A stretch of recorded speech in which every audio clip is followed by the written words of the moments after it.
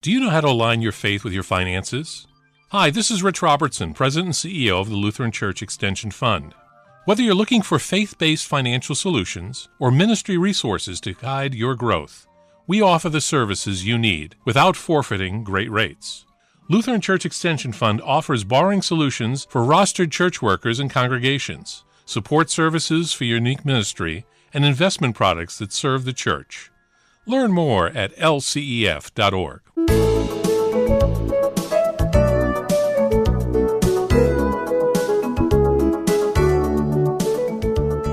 Why should we expose our young children to a variety of activities so their God-given passions can be awakened? What are the 8 great smarts? How do we discover and nurture our children's intelligences?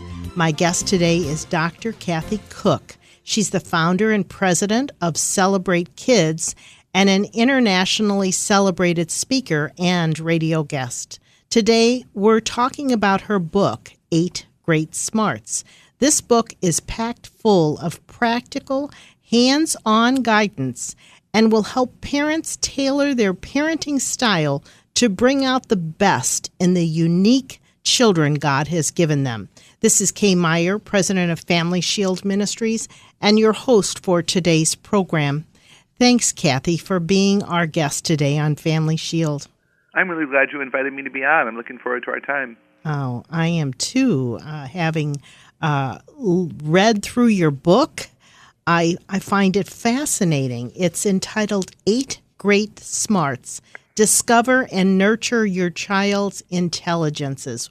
Tell us, just summarize a little bit about the book before we get started on kind of talking about those 8 great smarts. Yeah, I'd love to. Thanks. You know, the old question would have been, am I smart? And I think the answer is yes to every child. I tell kids that stupid is their choice, but God did not make them that way. Another question, how smart am I? And that allows me to think, well, I'm smarter than you are, which is that bully, playground language stuff that's so sad. The better question is, how am I smart?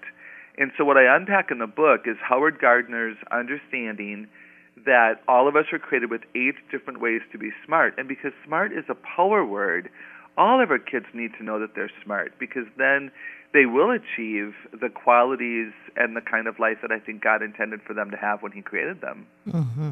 Very good. Well, let's unpack those 8 great smarts. Let's start with word smart. Explain what that is, and we'll spend as much time as we need to on each of them. Okay, fabulous. When we are being word smart, we think with words, and if you excite us, we talk or we write. It's the first one that I usually address because I call it a school smart, because what do we do all day in school? Even adults who are in a learning environment, we read, write, speak, and listen.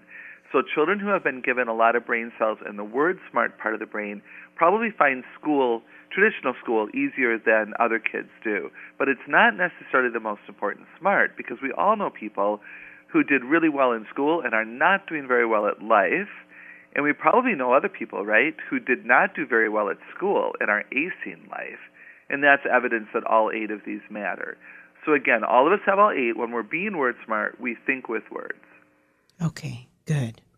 And what about logic smart? Yeah, logic smart is also what I call a school smart, because when we're being logic smart, we think with questions. And that's another thing we tend to do all day in school, ask and answer questions either through discussion or through written, tests and quizzes and paperwork. And these are the kids who probably like math and science because they love to explore and discover, and they love it when things make sense. And so behavior is also really important to them. They might be the ones who say to a parent, why do we have this rule? And how come you let her do it and I don't get to do it? Mm-hmm. They have an internal sense of justice and fairness. Good. Logic smart. Logic smart. So the third one is picture smart. What is that? Yeah, maybe you know people who think with their eyes. They think in pictures. They tend to be more creative visually. They might be into traditional art and design. They might doodle and draw when they're excited. They also enjoy fiction and history because they think in pictures up in their head, if you will, and also on paper. They tend to see what they read. So, like, as an example, I don't read a lot of fiction. I'm much more of a logic smart thinker. I have more brain cells, if you will, than the logic smart component of my brain. So although I'm word smart and I read and I write for a living, I don't really enjoy a lot of fiction because I don't see the action come alive in my mind. But if you have kids who can't put a good book down, maybe they also are creative writers and they use adjectives and verbs really well, that's probably because they're created by God to be very picture smart. Just thinking about social media and the games and things that the young children play today, can playing them help them be picture smart? That's a great question, Kay. And I would say yes. The answer is yes. For two reasons. I think that, and I'm not a huge fan of gaming because I think we should be paying attention to people, and there's evidence that suggests that even things you learn in a game setting, an app for the ABCs as an example, that information doesn't stay as long in your head as it does if you learn it with people. So I don't necessarily want people to think that I'm in favor of gaming. However, you are correct that gaming awakens the picture smart part of the brain. The earlier that we awaken each of these parts of the brain, the greater the likelihood it will be a strength for a lifetime.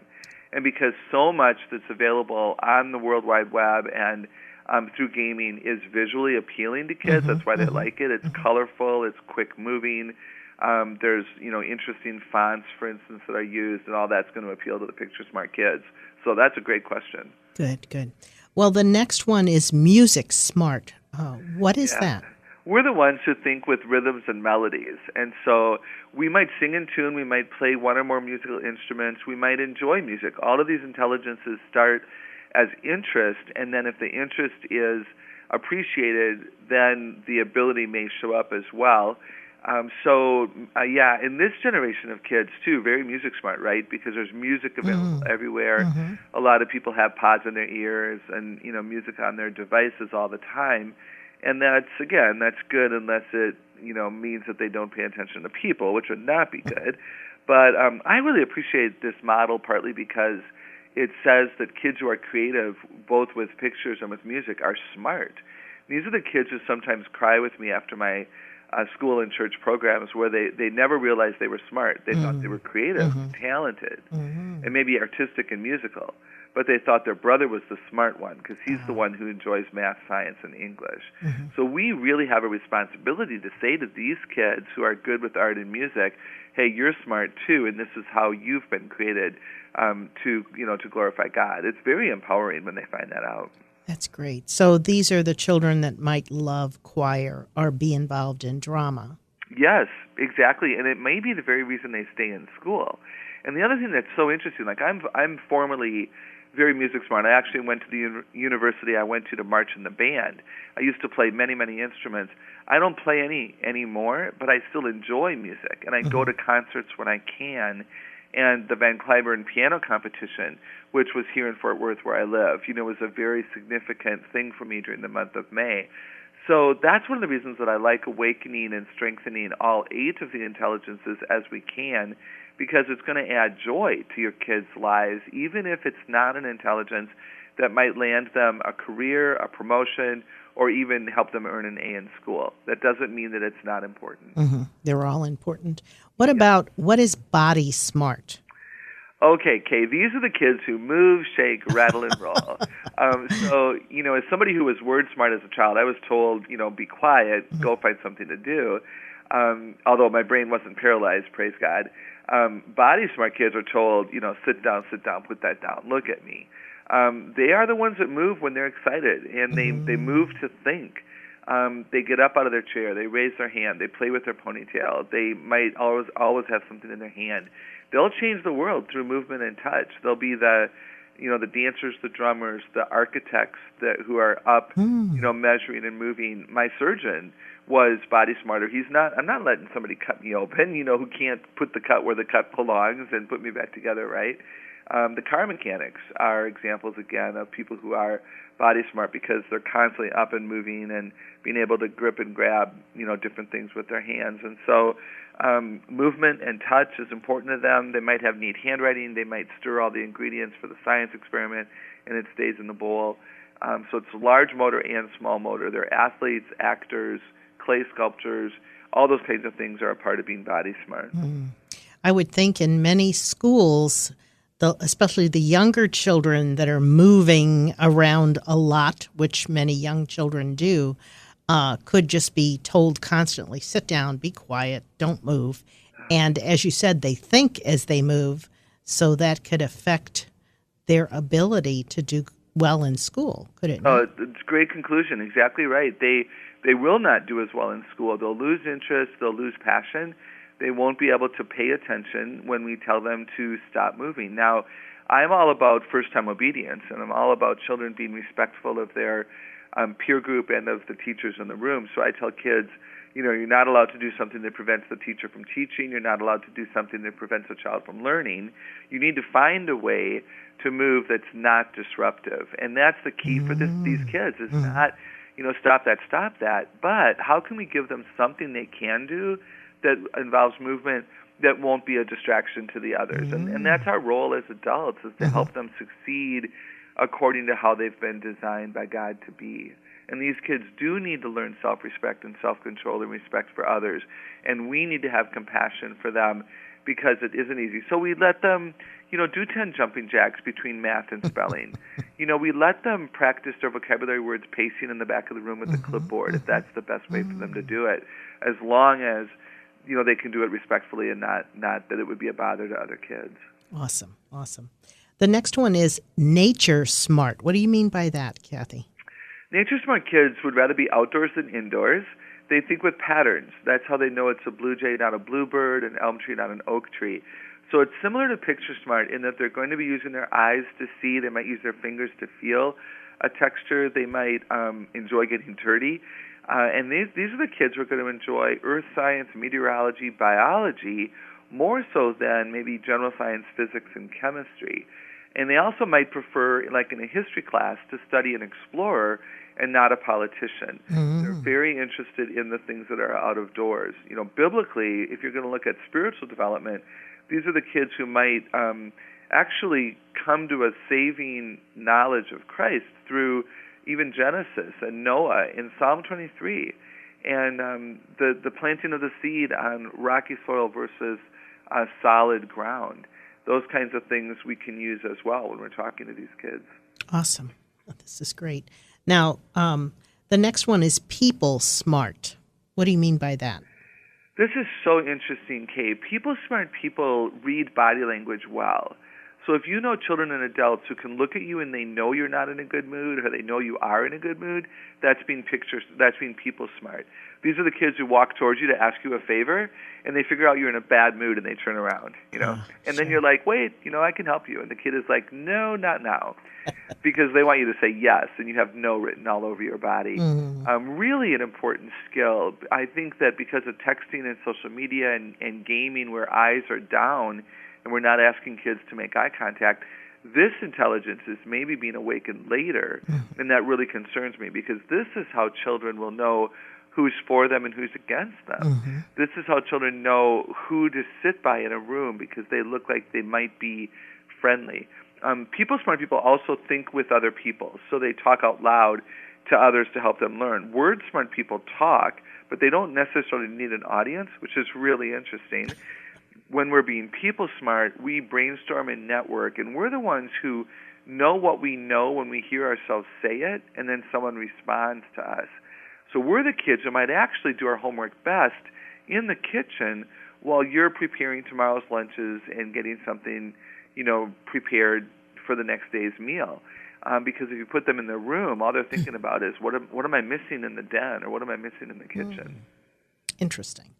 And the eighth great smart is self-smart. What do you mean by that, Cathy? Self-smart kids, it's pretty much the exact opposite of people-smart. Self-smart kids think deeply inside of themselves, and they reflect on what they hear, what they see, and what they're learning.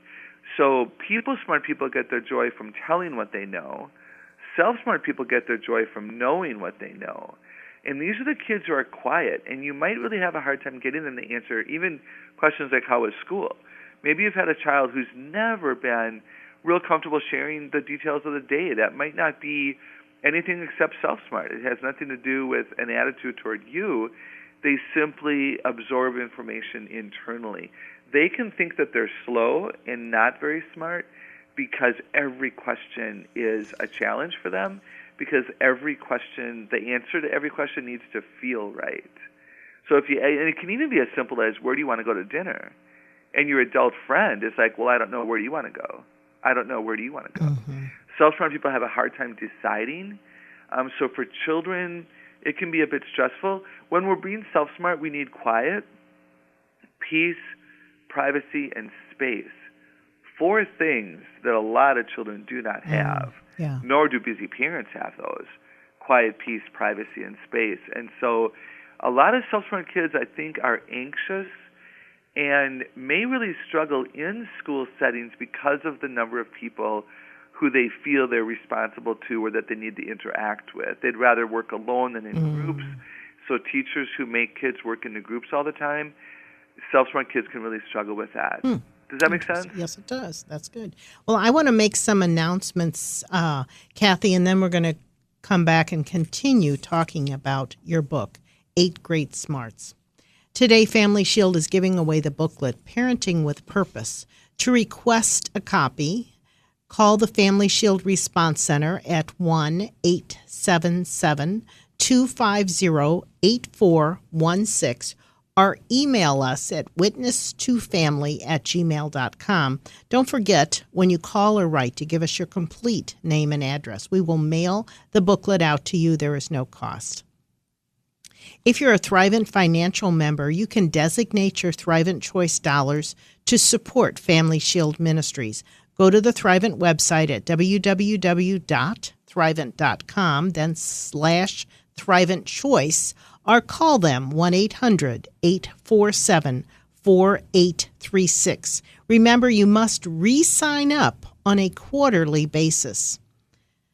Remember that you choose and Thrivent gives the gift. This is not from your assets. It's Thrivent giving the gift, but only members can sign up.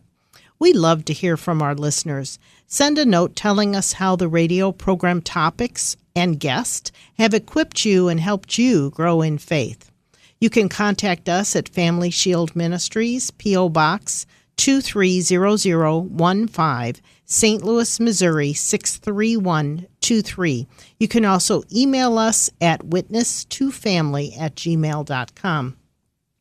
Cathy's publisher has donated 5 of her books, 8 Great Smarts, to Family Shield so that we can give them away to our listeners.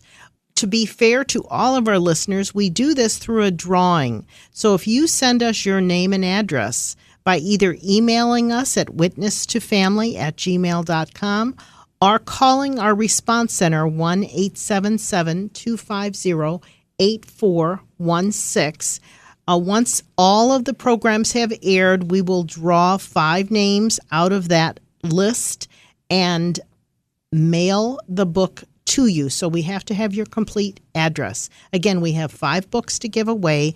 If this discussion has interested you, please call or write us to get your name in that drawing for copies of her book. Now I want to go back to our program. Cathy Koch is our guest. She is the author of 8 Great Smarts, Discover and Nurture Your Child's Intelligences. We just flushed those out. But before we go on with our discussion, I'd like Cathy to tell us a little bit about her ministry, Celebrate Kids. Thanks, Kay. Well, we're based in Fort Worth, Texas, and we love helping parents and teachers celebrate their kids for who they are, not just for what they do. We enjoy helping parents and teachers get to know kids through questions and different activities. Basically, I'm a public speaker. I earn a full-time living talking now as a chatty Cathy as a kid. That's a pretty cool thing. And enjoy traveling the world and mostly the United States, talking in churches and schools and conventions and passing on truth that's, I think, transformative. So we're very, very grateful for the opportunities that we have to come to communities, like St. Louis and be a blessing. Great. And we will include, if it's not already in there, your website, www.celebratekids.com, on our recommended links on our website. I know I've interviewed you in the past, so we'll have to double check on that. But that way, if they forget what the name of your ministry is, they can find you on our recommended links on our website. And I'll give that information a little bit later. So I'm going to go back to our topic and ask, is everyone born with all 8 of the intelligences that we just talked about? We do believe that that's the case. The earlier they're awakened, the greater the likelihood that there are strengths. So if you feel like you don't have one of them or you don't have much of one of them, it might simply be that when you were a young child, it wasn't essential, it wasn't appreciated by your parents, and so you never really developed that. And certainly things can happen even in utero that would make one or more of the intelligences a challenge. But we do believe God creates us with the capacity to develop all 8. That's awesome. So how can a child's misbehavior help in identifying intelligence? Yeah, because I'm sure our listeners are wondering that. Well, how can I figure out? Mm-hmm. And it's not essential that you really identify the top 4 or bottom 4, but if you want to, what gets them into trouble? As a child, I was a chatty Cathy, and those of us who are word smart, if we're honest, we can tease and gossip and name call and always want to have the last word. Logic smart kids question authority, always have more questions than you have time to answer. Picture smart kids might doodle and draw in ways that are distracting to others. Maybe they've drawn on wallpaper. Nature smart kids maybe get dirty when you've told them not to. Body smart kids move a lot. So people smart kids can manipulate. Self smart kids can isolate. So you can look at what do they consistently get into trouble doing, and that might identify a strength. And now what we need to do as the mature adults is not paralyze that strength by, stop that, but instead by giving the kids boundaries and teaching them good character and other-centeredness so that they want to use it in good and healthy ways.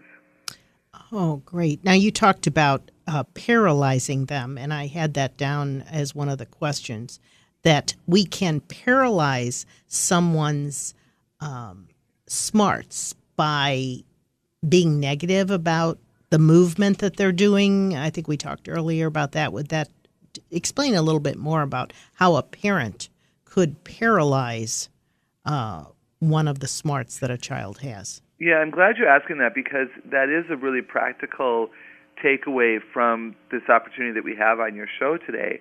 If we are overly critical, if we use a tone of voice that is scary to a child, if we even give them the look that can paralyze. A child, when I wrote my book, I heard from kids things like I was playing the piano and I thought I was doing really well.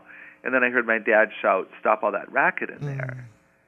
And I stopped playing. I heard from so many children who drew what they thought were beautiful giraffes or, bears or daisies in a field. And the parent would be like, "What is that?" Instead of "Tell me about your picture." Sure. And the kids were like, "Well, I'm obviously not picture smart. I can't draw." Kids who ask questions, who are told, "You don't need to know that. You don't need to know that. If you need to know it, I'll tell you." And they stop that logic smart questioning curiosity, which is really tragic. So we do need to be careful of how we react. As an example, I was a chatty Cathy as a kid, as I've told you. My parents saw it as a strength to develop, not a problem to eliminate.